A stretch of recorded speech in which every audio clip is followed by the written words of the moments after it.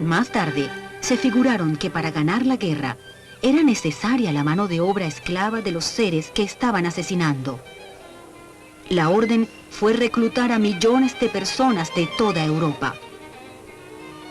Para el año 1942, los campos de concentración se convirtieron en un imperio de esclavitud para la industria alemana de la guerra.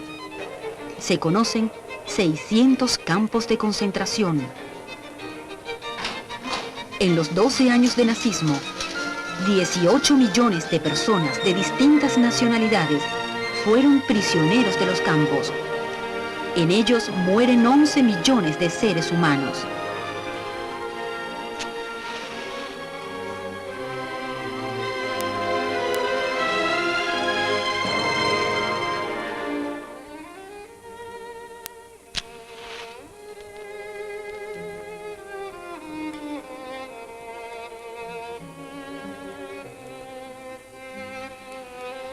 Auschwitz, la fábrica de muerte más moderna y productiva del Holocausto.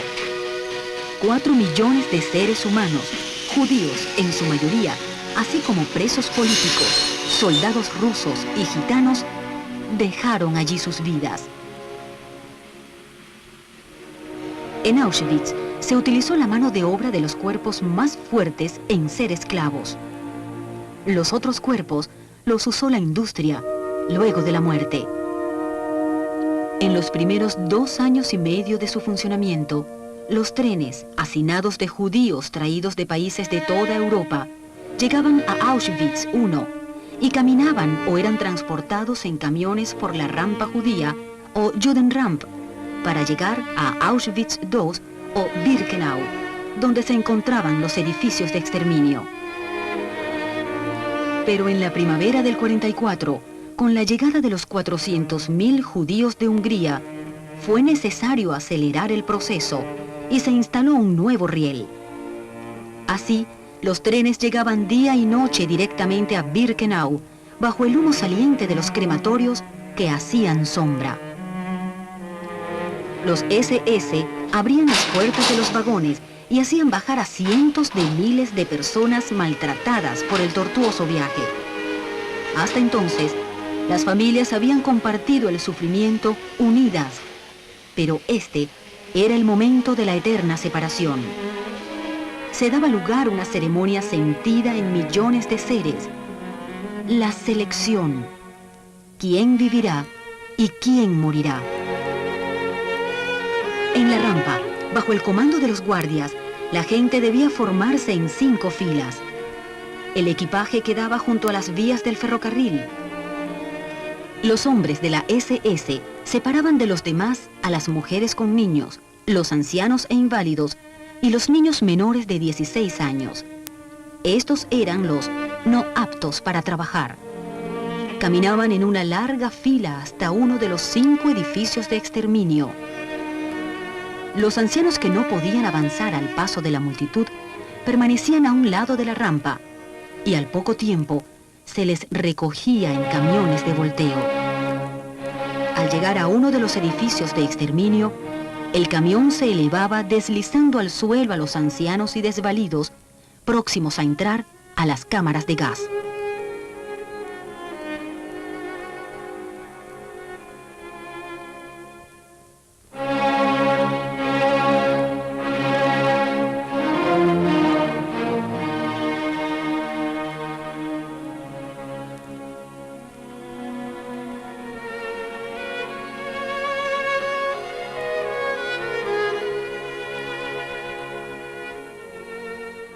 El resto de los hombres y mujeres se alineaban en filas de 5, en columnas separadas, y daban un paso adelante frente a los médicos y oficiales de la SS parados ante estas 2 columnas. El equipo de selección, encabezado por el doctor Joseph Mengele, indicaba con la señal de su dedo el destino de cada quien. Los más fuertes a sus faenas como esclavos, a la derecha. Los no capacitados para ser esclavos, a la columna más larga, a la izquierda, a las cámaras de gas.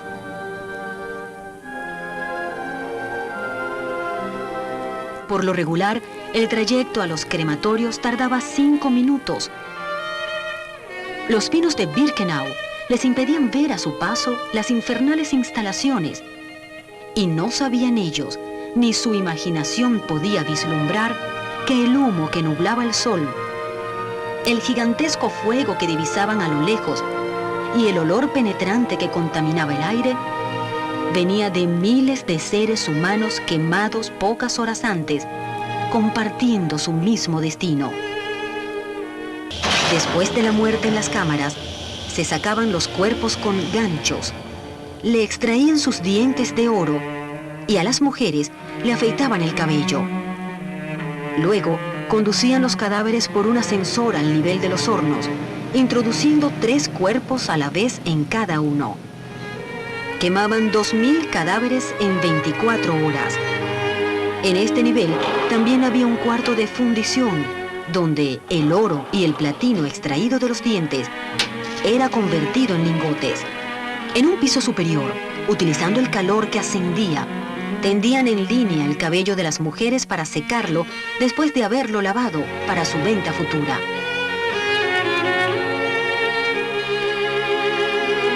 Todo este trabajo lo realizaban los Sonderkommandos, prisioneros judíos obligados a vivir aislados en estos edificios.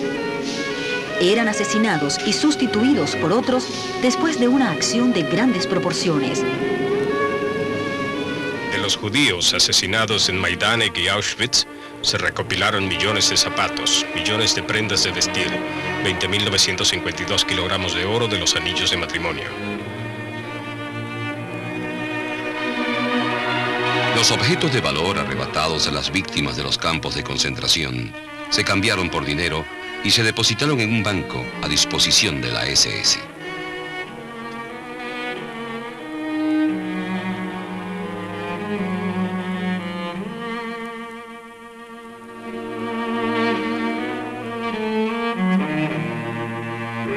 El valor mínimo de los bienes expropiados a los judíos de Polonia asciende a 180 millones de marcos.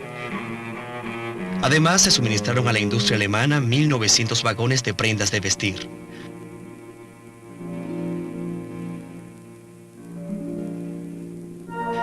Cada ser humano ha significado un ingreso de 1.638 marcos al Reich alemán, de los cuales 1.500 marcos corresponden a su trabajo como esclavo y 200 marcos obtenidos por su organismo, descontando 2 marcos por el costo de su pasaje en tren.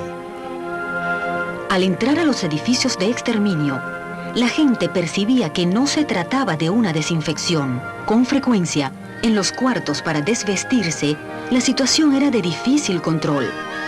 Las mujeres gritaban espantosamente y alaban su cabello desesperadas. Solo al decirles que le hacían daño a los niños, se calmaban para ir a la muerte. En nombre de la administración del campo, les doy la bienvenida. Esto no es un sitio vacacional, sino un campo de trabajo para el beneficio de una nueva Europa. Habrá oportunidad para todos. Cuidaremos de su salud y bienestar y les pagaremos bien por su trabajo. Después de la guerra, les ayudaremos según sus méritos. Ahora, hagan todos el favor de desvestirse. Cuelguen sus ropas en los agujeros previstos para ello y recuerden su número. Cuando hayan tomado un baño, habrá un plato de sopa, café y té para todos. Así, antes que lo olvide, les agradezco que preparen sus certificados y diplomas para darles empleo a todos de acuerdo a sus habilidades. Los diabéticos que tengan prohibido el azúcar, favor reportarse al equipo de turno después de sus baños. Mi hermanito llora mucho. Los otros niños también están llorando. Parece que ya nos van a dar agua y algo de comer.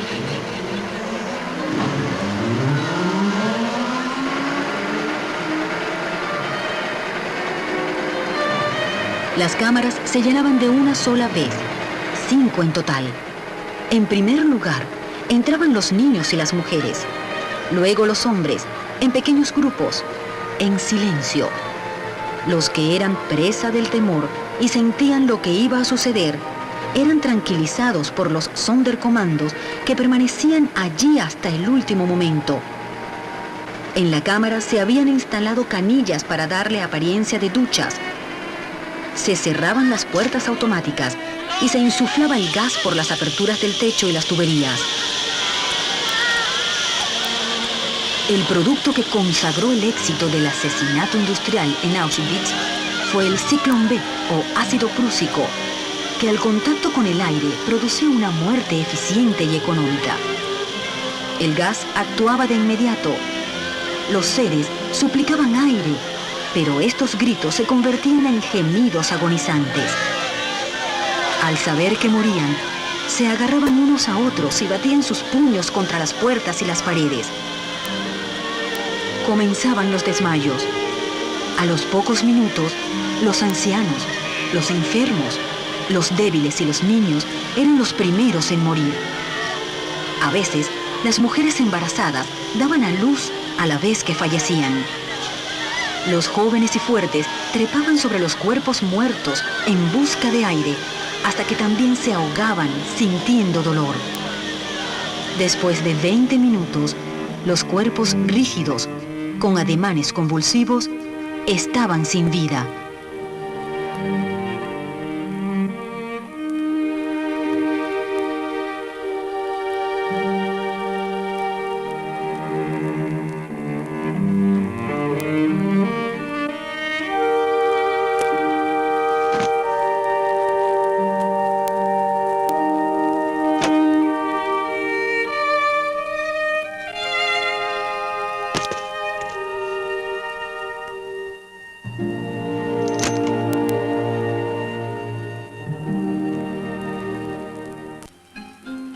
En 1944, en fines de mayo, iba con mis padres y mis hermanos en el tren hacia destino desconocido, que resultó ser Auschwitz. El viaje duró 3 días en condiciones horribles. Había tanta gente en el vagón, eran vagones de ganado, apretados que ni siquiera pudimos movernos. Aquel entonces tenía 20 años. Sabía lo que sucedía en Auschwitz. A pesar de saberlo, no dije nada a mis padres para no hacerlos sufrir.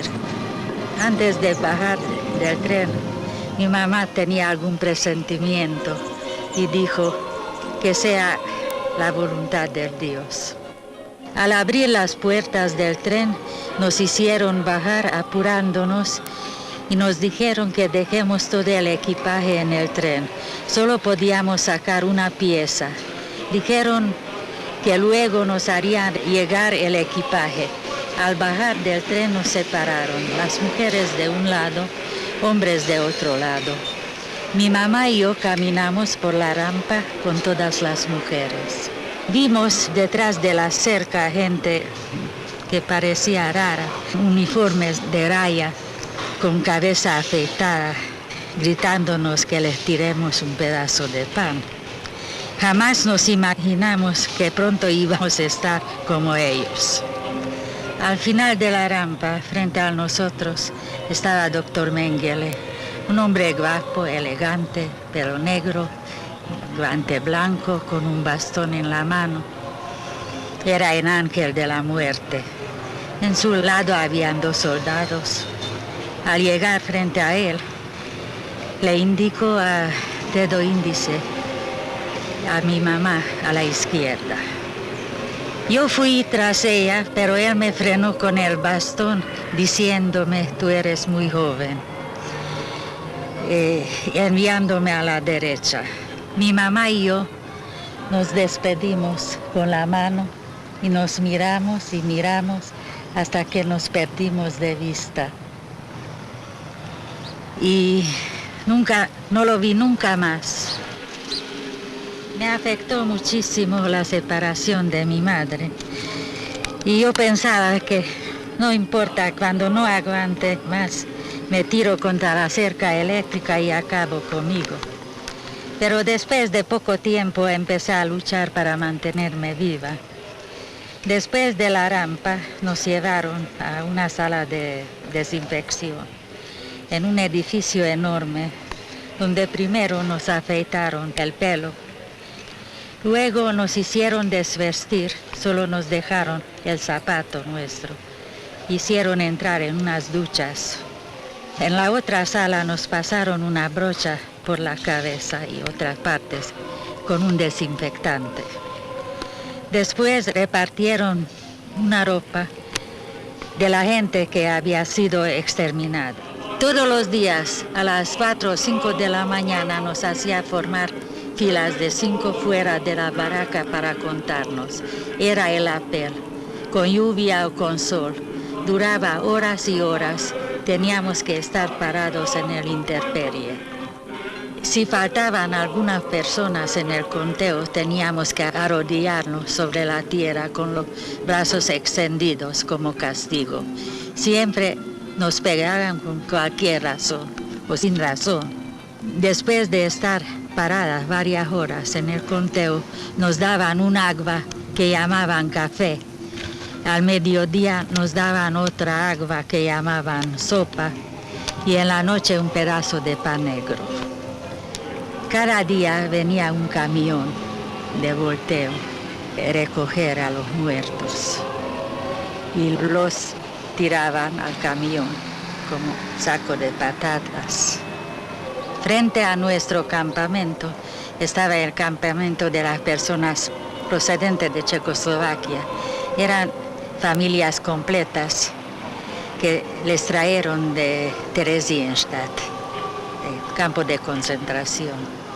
No lo sabían, eran privilegiados, no les habían separado. Por lo tanto, habían hombres, mujeres, niños, juntos. Niños corriendo por ahí, los veíamos desde nuestro campamento. Lavaban su ropa, como no la podían tender, lo secaban, paseando lo secaban en la mano. Habían organizado una escuelita para niños donde estudiaban. Una vez nos encerraron por 2 días en nuestra baraca, no nos dejaron salir. Oíamos gritos y gritos de afuera. Y después de 2 días al salir, el campo de checoslovacos estaba vacío. Los habían eliminado. Había 30.000 personas que iban a cámara de gas. Y nos contaron que antes de entrar a la cámara de gas, cantaron el himno de Checoslovaquia, luego el Hatikva, el himno de Israel, que significa esperanza.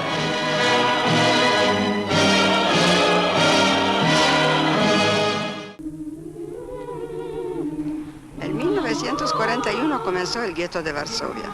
Nuestra casa pertenecía al gueto, así que no tuvimos necesidad de salir de ella. Pero la gente de Varsovia y sus alrededores eran llevados al gueto. Éramos aproximadamente 350.000 judíos. En el año 41 se llegaron a acumular 600.000 judíos en el gueto. Tenían que vivir varias familias en un apartamento, sin ningún recurso y muchas incomodidades. Dormían hasta 14 personas en un cuarto. La gente trataba de ayudarse entre sí, pero no había comida ni medicinas con qué ayudarse. Morían de hambre unas 5.000 personas al mes.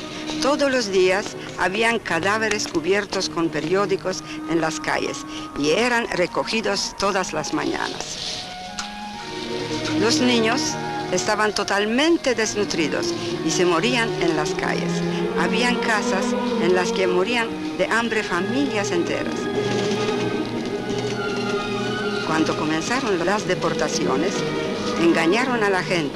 La gente no sabía a dónde los llevaban. Así fue hasta el año 43, cuando de 600.000 solo quedamos 70.000 personas en el gueto de Varsovia. Al ver que ya iban a liquidar completamente el resto de los judíos, Con poco que teníamos tratábamos de comprar armas que entraban por los canales de fuera de gueto para poder defenderse. Y toda la población se dedicó a cavar trincheras de noche cuando nadie los veía. El 19 de abril de 1943, un grupo de personas era llevada por las calles hacia los trenes para ser deportados a Treblinka. Y uno de ellos se rebeló, comenzó a disparar.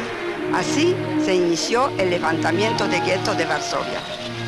La gente solamente quería defenderse para no morir como cobardes. Los alemanes tuvieron miedo de entrar. Iban con tanques y aviones. Quemaban las casas y era imposible sobrevivir. Nos defendíamos con bombas caseras y con armas.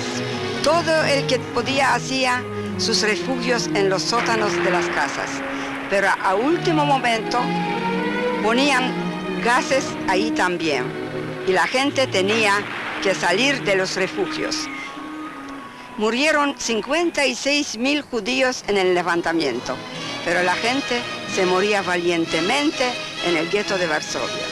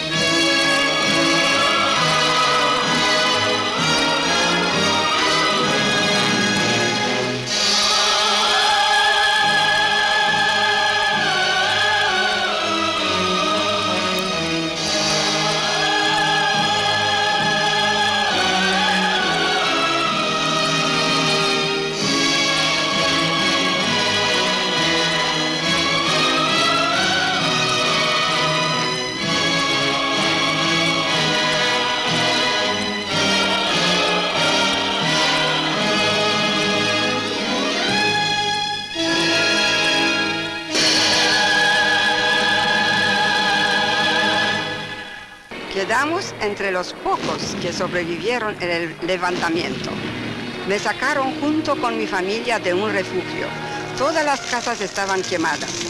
Nos pusieron contra el suelo y pensábamos que nos van a fusilar.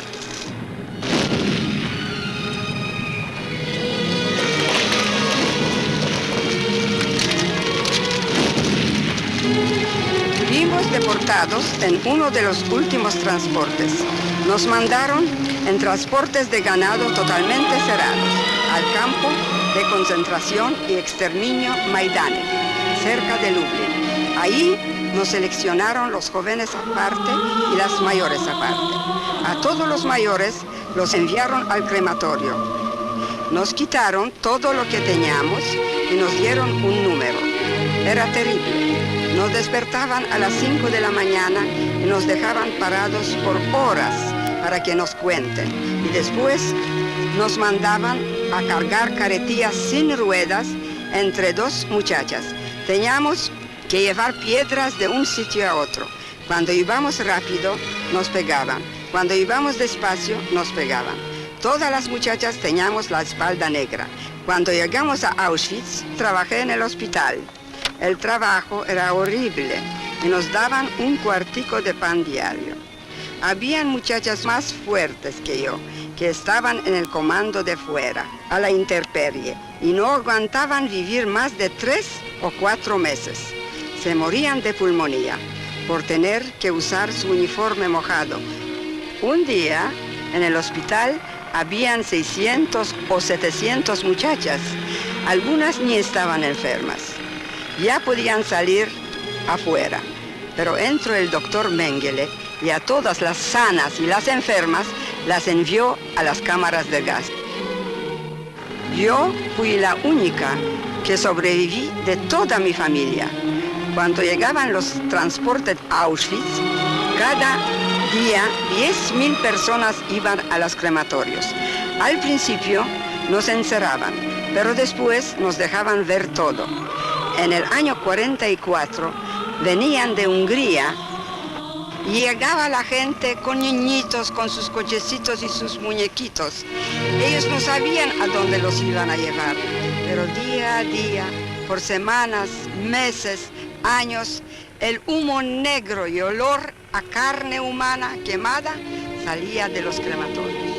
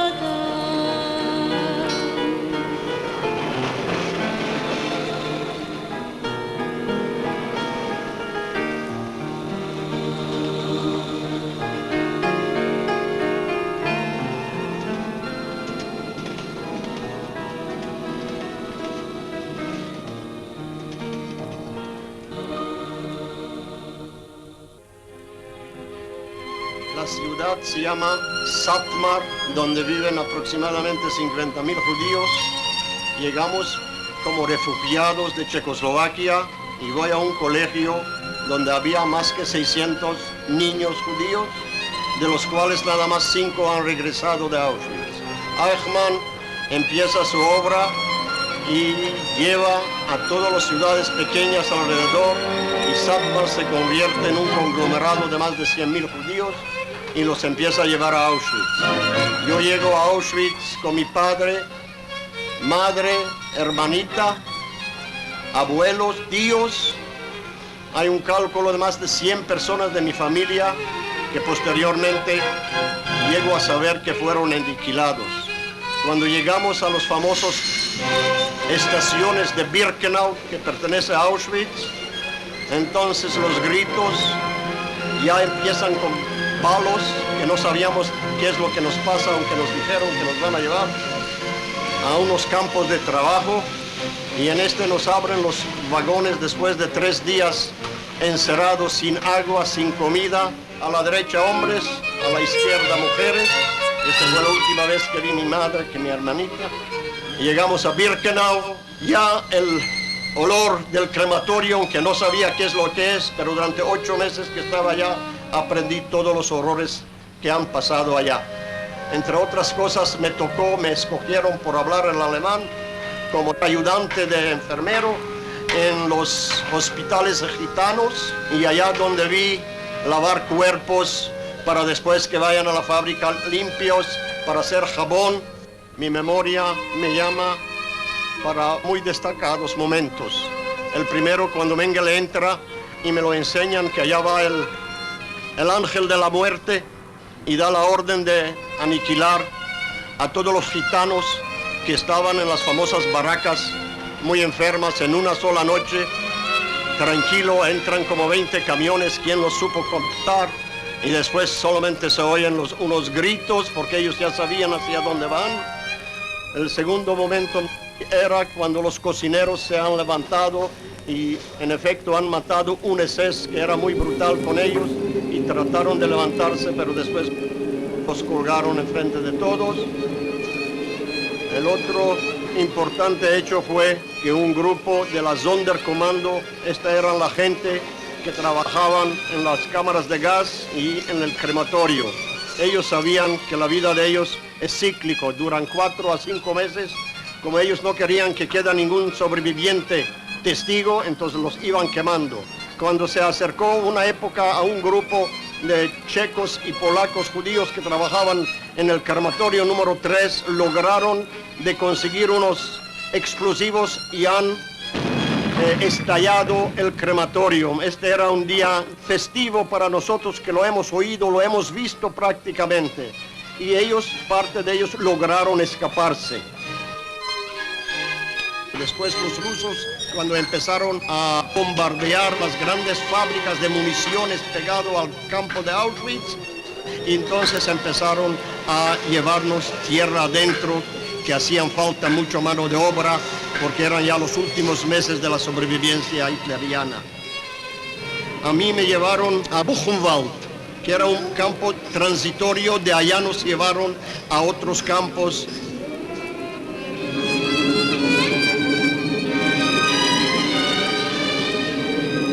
Y a mí me tocó llegar al Ohrdruf.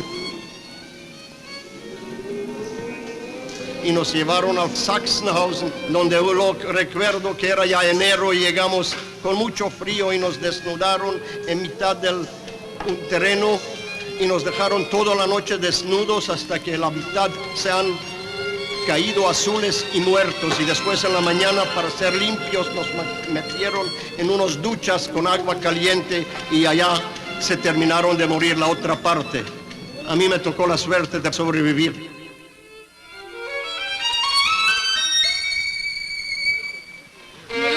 Salónica, y había al tiempo de la ocupación alemana en 1941 como 60.000 judíos en Salónica.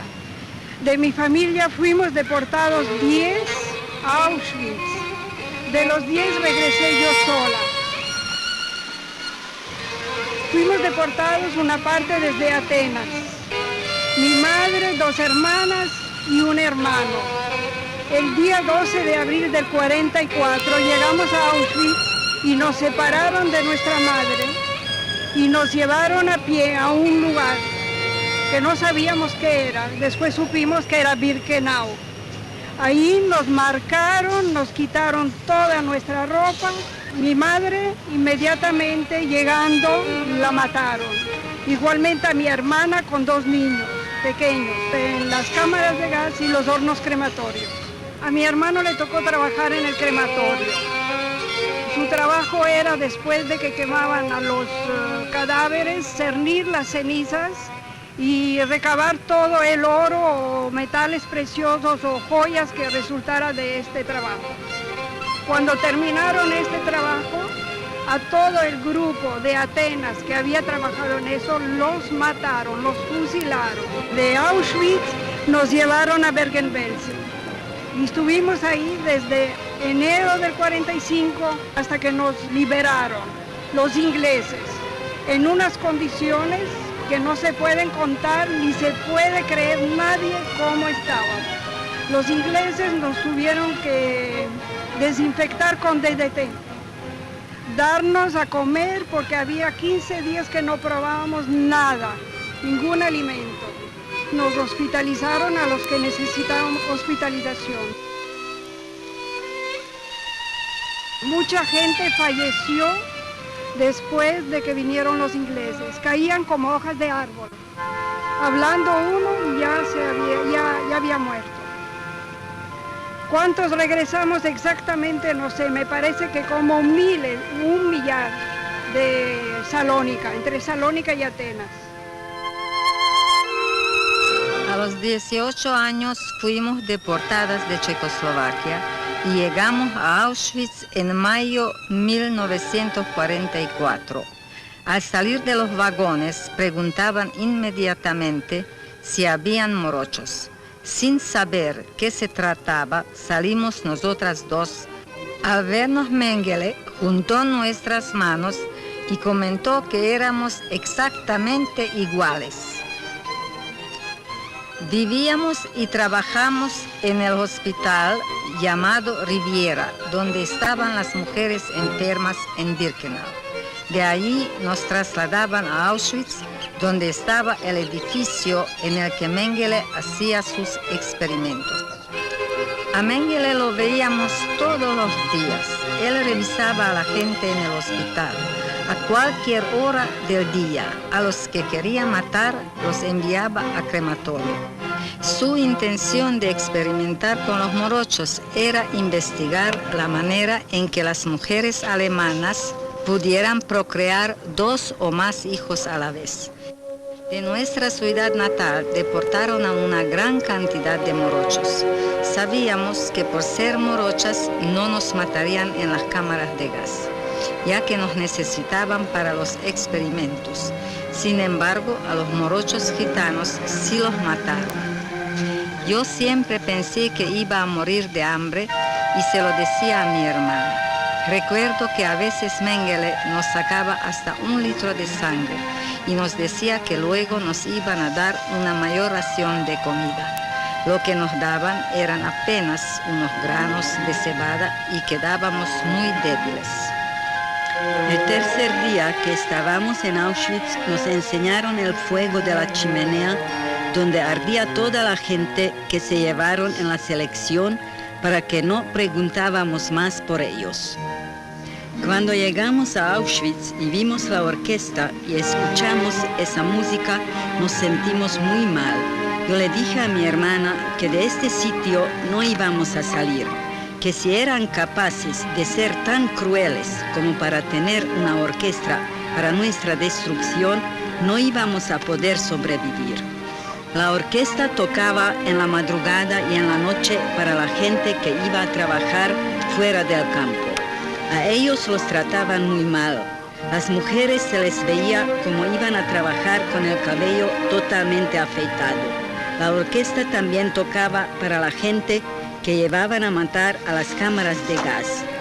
A la comida que le daban a las mujeres en Birkenau le ponían algo que hacía que a ninguna mujer le viniera la menstruación. Los hombres morían mucho antes que las mujeres porque los maltrataban más y por falta de comida. Recuerdo una niña que al entrar Mengele un día se subió a las literas de arriba. Mengele le preguntó que por qué se escondía y ella le contestó que sabía que él era el ángel de la muerte y que la iba a matar. Mengele le dijo que le estaba faltando un número y que se la iba a llevar a ella. Ella lloraba, gritaba, sujetándose a la litera hasta arrancar la sábana. Mengele se la llevó para matarla. Lo peor de todo fue la liberación.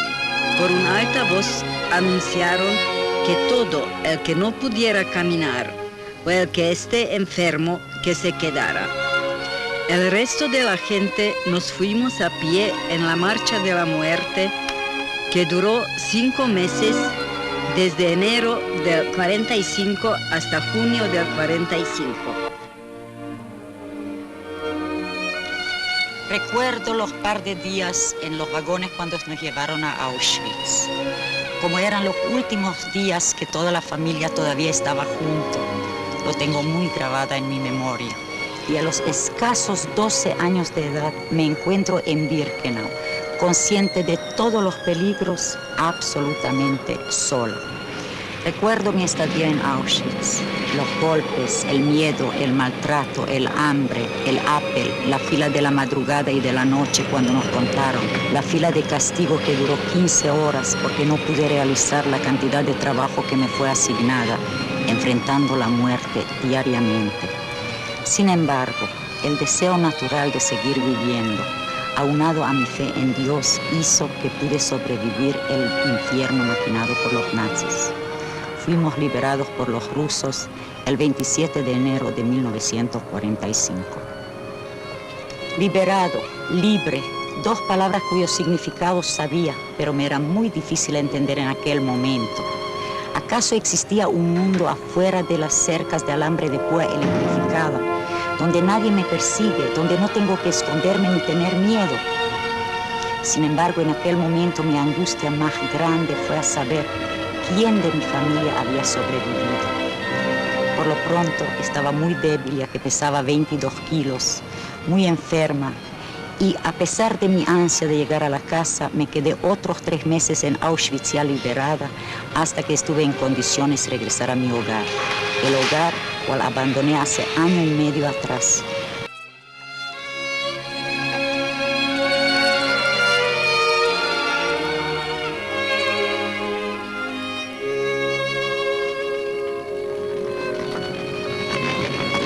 ¿Por qué sucedió el Holocausto? Es muy simple. El odio fue institucionalizado. Engendró una industria, una fábrica de muerte para convertir seres humanos en productos derivados. Cabello, cenizas, jabón.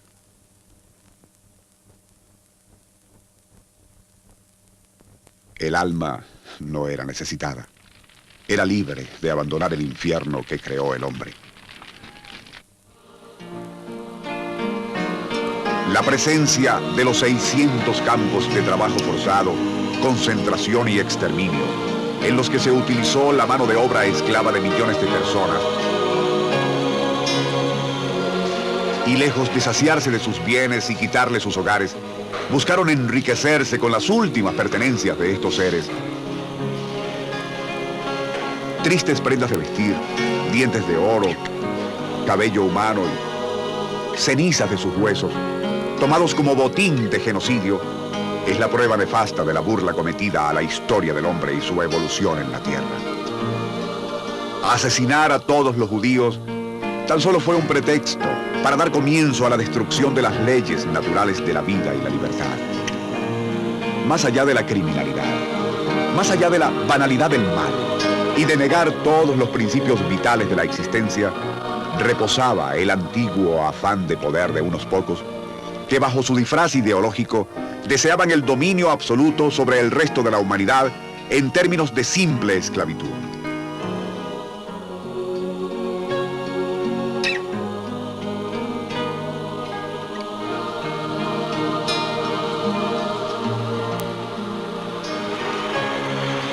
Un individuo es aquel capaz de establecer sus fronteras entre el bien y el mal y obra a conciencia dentro de tales parámetros. Si es arrasado con la mayoría para desviar la justicia, deja de ser un individuo y es solo un componente de una fuerza destructora. Es así como en la historia del Holocausto, el odio hacia el judío constituyó un elemento de distracción popular que se fue acrecentando en una euforia colectiva incontenible.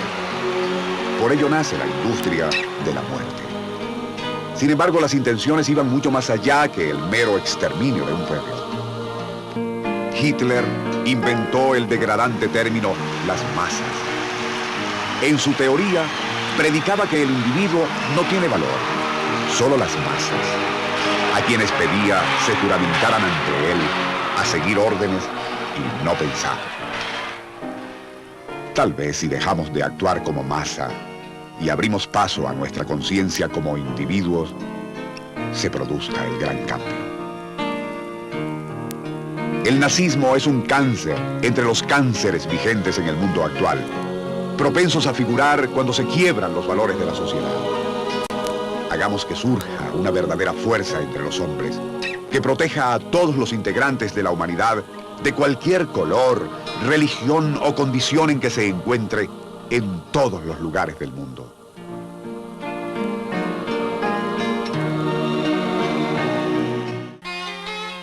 Frente a nuestro planeta y nuestro espacio armado, le queda al hombre recordar la santidad de la vida. Es tiempo de enfrentarnos a la paz para resolver nuestros conflictos. Cuando los hombres desistan en dañar y oprimir a sus semejantes, cuando le nieguen a sus gobernantes ir a la guerra para herir y matar pueblos vecinos, entonces habrá paz. Una paz inmensa y poderosa que resolverá el hambre, la miseria y la desigualdad. Será necesario destruir al mundo. ¿O podremos evolucionar con estos mismos árboles y el mismo mar? Con los seres que queremos y con aquellos que hoy no aceptamos. En nuestras manos estarás a verlo. Vivir en libertad. Libertad que es el mayor anhelo de toda la humanidad.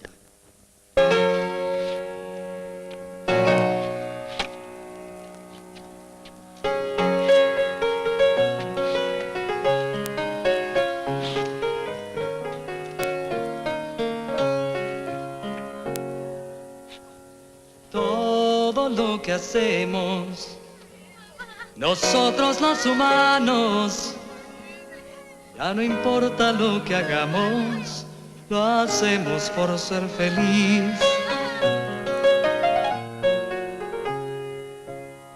Cada idea que se tenga, cada forma de pensar, cada lucha que se venza, cada nuevo comenzar, tiene por común el más sensato y natural de los deseos, el de ser feliz y nada más.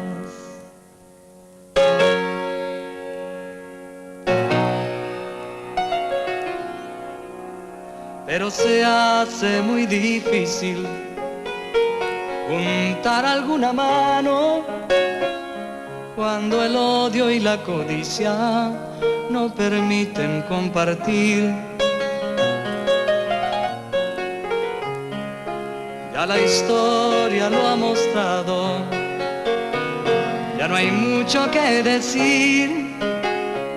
Si no hay Dios no habrán hermanos, ¿quién no quiere verlo así? Es por eso que yo brindo con las manos bien en alto, por la gracia de la vida que tenemos por vivir.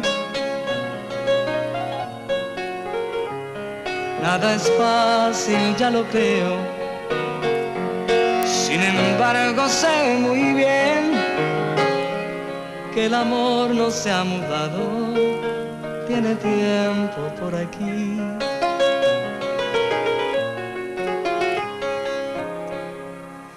Tiene por común el más sensato y natural de los deseos, el de ser feliz y nada más.